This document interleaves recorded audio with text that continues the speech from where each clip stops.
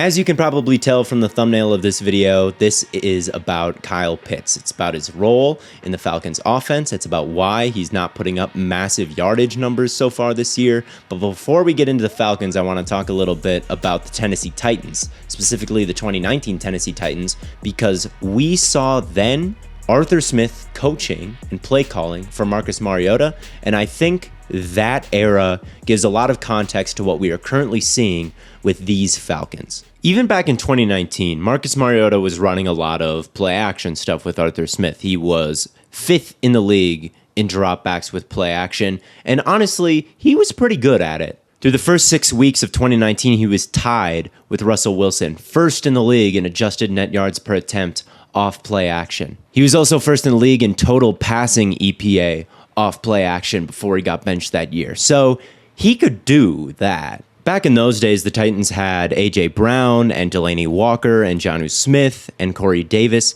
and multiple times every single week, even with Mariota in there at quarterback, they were bringing the linebackers up with play action, hitting a crossing route in behind them, and watching as these beast yak receivers were taking it the distance. I mean, literally every week. Look at the play-by-play on play-action passes down the field. 47 yards, 16 yards, 51 yards, 25 yards, 23 yards, 30, 20, 29, 55, 28, 22, 16. Like, they were killing teams on this play action, even with Mariota, before Tannehill even got the start. However, if you sort by no play action and straight dropbacks, so taking away any rollouts, taking away plays where the linebackers have to bite on the running game, then Mariota is a complete and total disaster. If you look at those straight dropbacks, Marcus Mariota was the least accurate quarterback on those. The yards per attempt was 2nd worst in the league. Adjusted yards per attempt, 2nd worst in the league. He took sacks on 16% of those dropbacks, almost 17%. That was worst in the league. If you look at the total EPA, it was the best off play action over that stretch, 3rd worst with the straight dropbacks. So it was a disaster if he didn't have that easy button being pushed. And sadly, Mariota was benched in week 6 on that fateful day in October in the 3rd quarter. After this play, right, the Titans are lined up an empty, no play action for him to hide behind, and he has to pick a side and make a decision. On his right side, we've got a dagger concept, so the slot receiver is running a go, and then the outside wide receiver is going to run a dig in behind it, and then you've got a check down into the flat here. That's one option. And then on the other side, you just got like a comeback route at the sticks going, and really both sides are open here. All the defensive backs for the Broncos drop way back, which leaves this comeback possible if you were to throw this on time. Or, you know, if you hit Derrick Henry on the check down here, he's got a lot of room to run and pick up a first down. But if you look at the end zone angle, Mariota never really picks a side. He continues to read the safety and is just looking directly ahead, not checking either of his sidelines where his guys are open.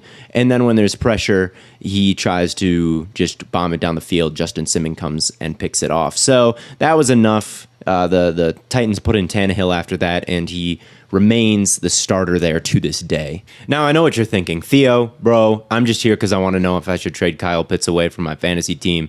Can you please stop talking about the 2019 Titans? I get that that's what you're thinking, but to understand what the 2022 Falcons are doing, you've got to understand the 2019 Titans, and I think now you kind of do. So let's talk about the 2022 Falcons, all right? They are currently 1st in the league by far in play action rate.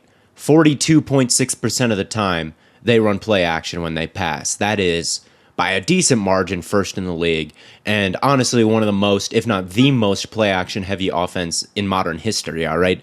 This is almost 13% higher than what the 2019 Titans were doing, and way higher than even what the Falcons were doing last year with Matt Ryan. This play-action heavy strategy has not been great for Kyle Pitts' fantasy production because at the end of the day, what is he? A tight end. And what is the point of play-action passes? To make them look like a run. And what do tight ends usually do on runs? They block. So what is Kyle Pitts doing on these passes? He's staying in, and he's blocking to give Mariota time.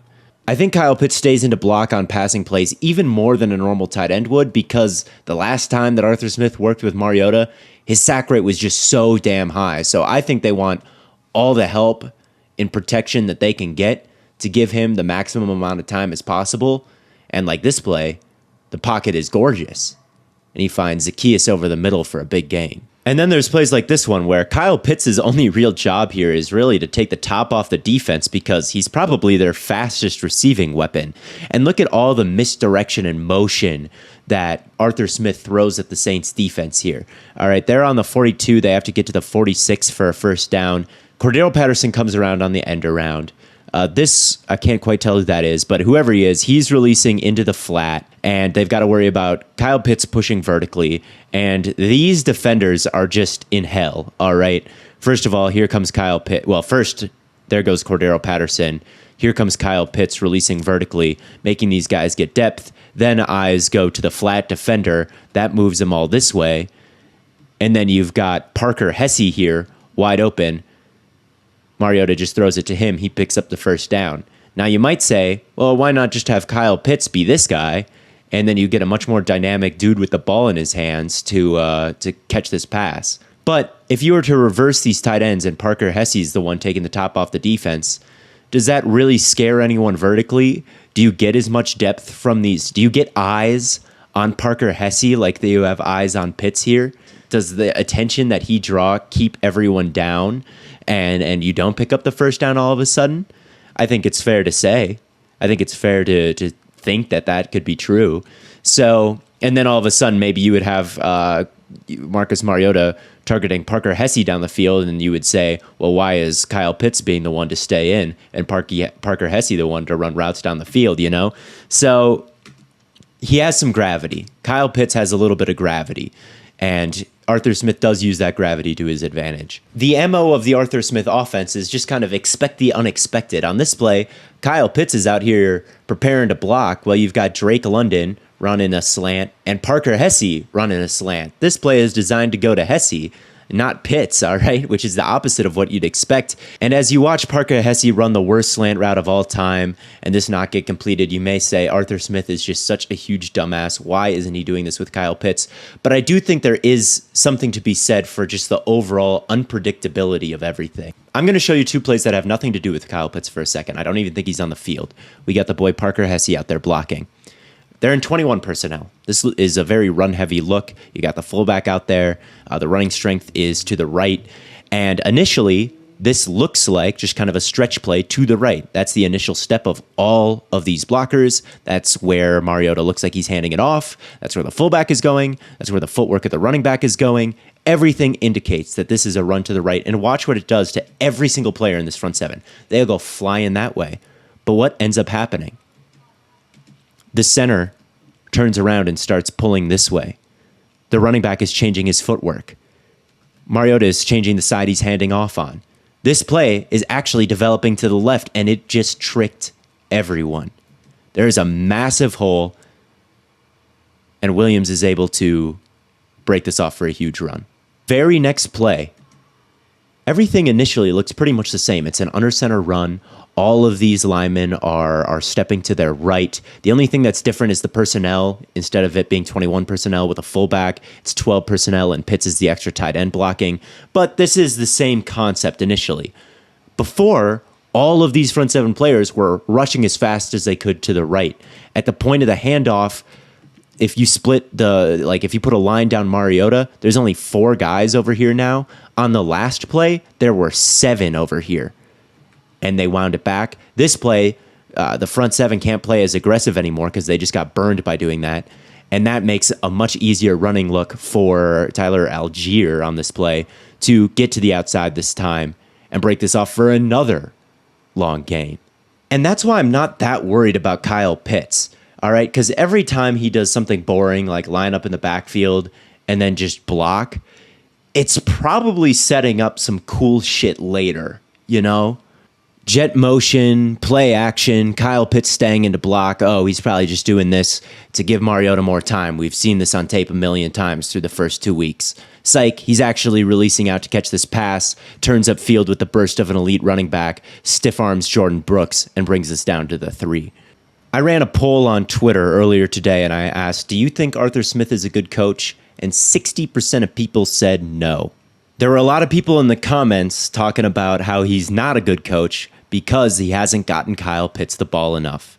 Kyle Pitts ran less routes than the tight end 3. The offensive genius can't use Pitts? Hell no, he doesn't give Kyle Pitts the ball at all. He's decent, but he'd be a lot better if he knew how to properly utilize Pitts and Drake London.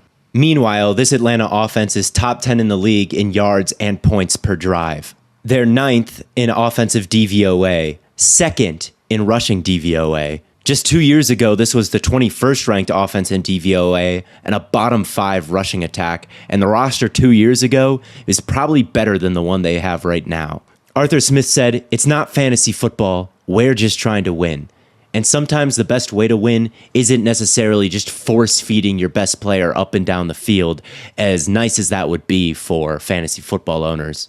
Here he was motioning across the line of scrimmage and Mariota wanted to hit him in the flat, but the end man on the line of scrimmage ran into him and Mariota had to throw it late and it got broken up. On this play, he's running the crosser off play action. It's a great play from Jeremiah Owusu-Koramoah that once Mariota drops back to pass, he flips his hips, locates the crosser, and then runs with it, roboting.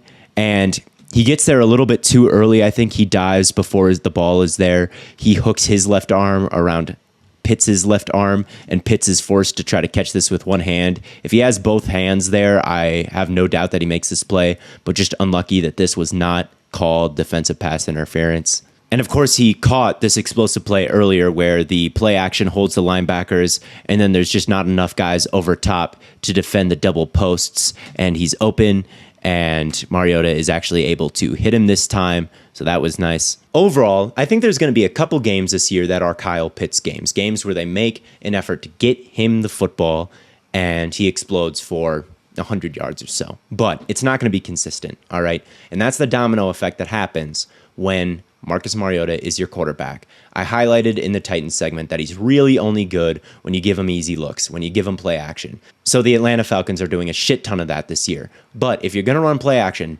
that much, you have got to run the football a lot and effectively. Otherwise, the linebackers are going to stop biting on the run fakes. So it's going to be a really heavy run offense while Mariota is the quarterback.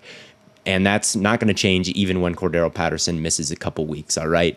And when you do run that play action, they like to bring in more blockers because Mariota is not that good when he is pressured, so you need to give him as much time as possible. So at the end of the day, Pitts is not going to finish near the top of the league in routes run, okay? That's just the way it's going to be. And that's the key to being a good fantasy player, is just the opportunity mostly. It's not really going to be there this year. And I would love it to be. All right, my dynasty team name is Kyle Pitts with LeBron James's and Kyle Pitts' face mashed together. Drafted him in the first round there. I've pushed tons of Kyle Pitts agendas. It would be great for me if he had 1,500 yards this year. But he's just not going to do it, and I get why. All right, the best strategy for a football team isn't always just spamming plays to your absolute best player. Sometimes it's a little bit more nuanced than that. So we got to cut Arthur Smith some slack, all right? Just because your fantasy team is doing bad doesn't mean he's a bad coach. He's actually doing extremely well considering the pieces he has and the preseason expectations of the Falcons. So that's all I got. That's my whole spiel. Thank you all so much for watching. And much like you got to be patient with Kyle Pitts, be patient and wait until next week for the next All 22.